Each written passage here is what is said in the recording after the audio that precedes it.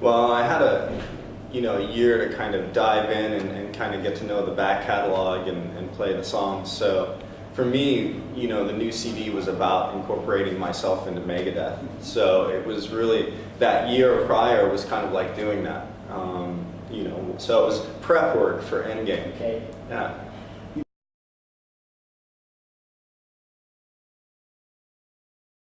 Well, I can tell you that, everything presents a challenge, you know what I mean? And for me, a challenge is always kind of a good thing. The only unfortunate circumstance is that this challenge came with a deadline and I had to be ready to go by the time we went on tour. So I guess within that time frame, yeah, the Holy Wars was definitely a little bit of a challenge, and Tornado of Souls was definitely a little bit of a challenge. So yeah, some of those definitely were, yeah.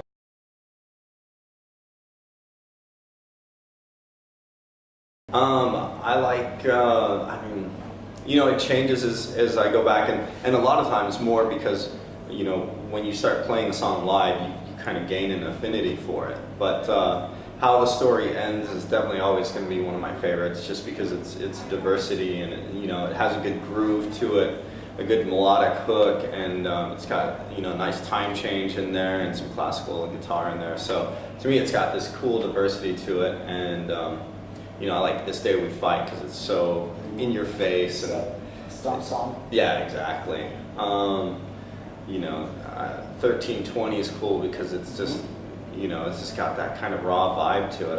With the Dave starting out on his own with that guitar, it's great.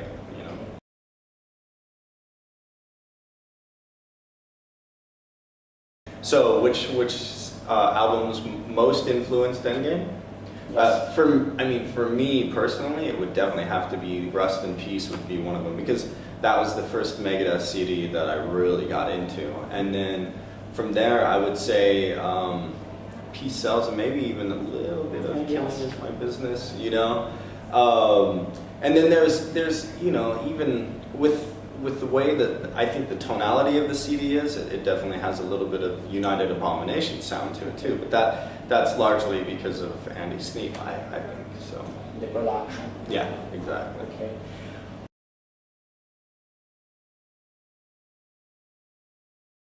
Well, I couldn't speak to that. I had no, it wasn't for me to say, oh, well, let's put Vic on there, let's not put him on there, So that was for the artist to decide. Okay. Yeah.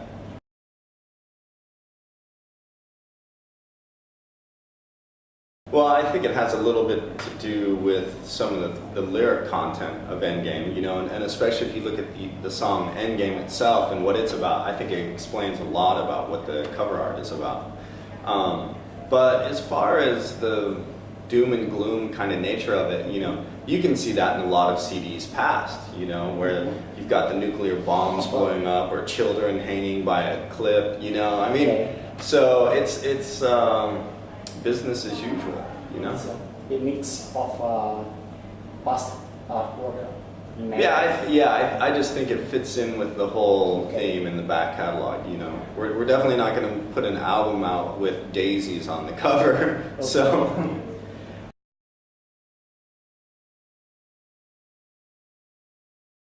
that was when Rust in Peace came out.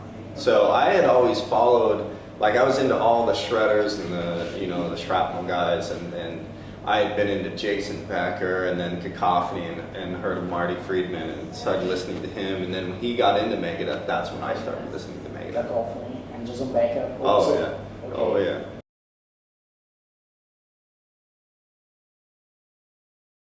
It's just that, there's a lot more production value.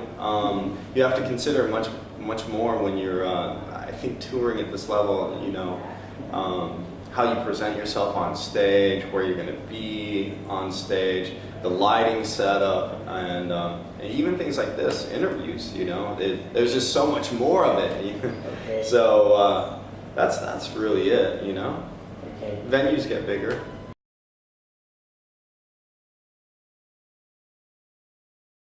It's no matter what, it's usually always the music side. It's funny because one of my favorite bands growing up was always King Diamond. but I could not tell you any of the lyrics because I heard his voice, but I always heard his voice as another instrument, and I loved that band because of that. And people would be like, well, how can you listen to that? Listen to those vocals, and I'd be like, I just love it.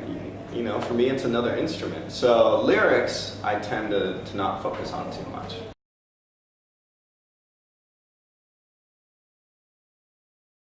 Well, it's different in different countries, and I think, like in America, even in different areas of America, I think sometimes you've got to look at how much saturation a place has had. Like if it's a place like Los Angeles, where they've got bands coming in nightly and nightly and nightly, you would tend to think that they're a little bit jaded sometimes. But the last show we had there, where we filmed the live DVD, they were off the hook. But in general, I would say that European audiences, especially here in Italy and in Spain to a small amount, are a little bit more fist in the air, all over the place, singing a lot of the melodies. I think you get a lot more vocalization over here.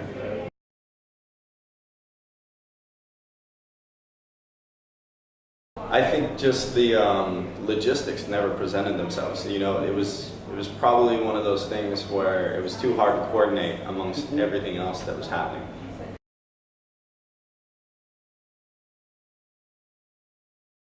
Well, I think the potential is there, and definitely Dave would be able to answer this much better than I would, but I would say that we had kicked off 2008 with the UK and doing Gigantour there, and I was kind of under the impression that was kind of like the test market to come over to Europe. So we haven't seen it through yet, so we'll have to see where that goes.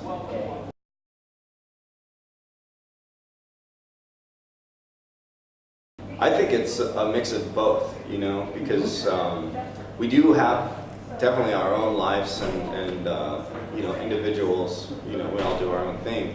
But at the same time, we have common interests that we come together for all the time. So obviously a large part of it is music, and it's a big part of what we do. But then, we all like to work out, definitely like to eat. So we'll go out to eat a lot, and stuff like that. So we'll go hang in different places for coffee. Ellison and I go grab coffee quite a bit. I've worked out with Dave quite a bit, and Sean as well, So, yeah.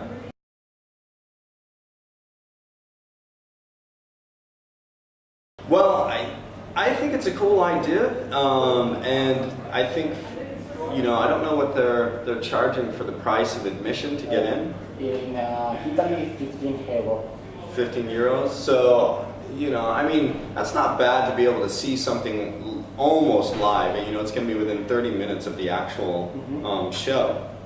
However, it's not like you can crowd surf, while carrying your popcorn and eating it, or mosh with all those seats there. So, there will be an experience that's not going to be, captured. But I think it'll let people in on what's happening, and hopefully it'll kind of get them interested in who knows, maybe we'll be able to take it somewhere else.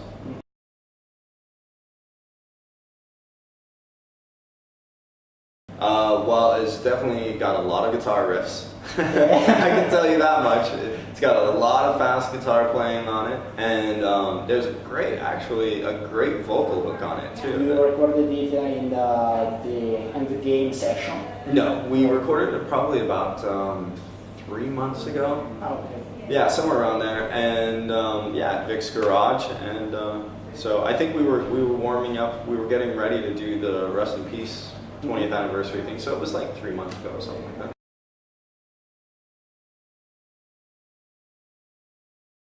Oh yeah, but that's I'm so into them that I have to consciously stay away from them, because I wouldn't want to be up until 5 in the morning or 6 in the morning playing some World of Warcraft or something like that, So honestly, I used to play. I started out with a game called StarCraft, and had to uninstall it and break the CD, and then I actually went and bought it again. I had to do the same thing again. So So it's one of those things where I just try and stay away from video games, otherwise I wouldn't be practicing as much. So.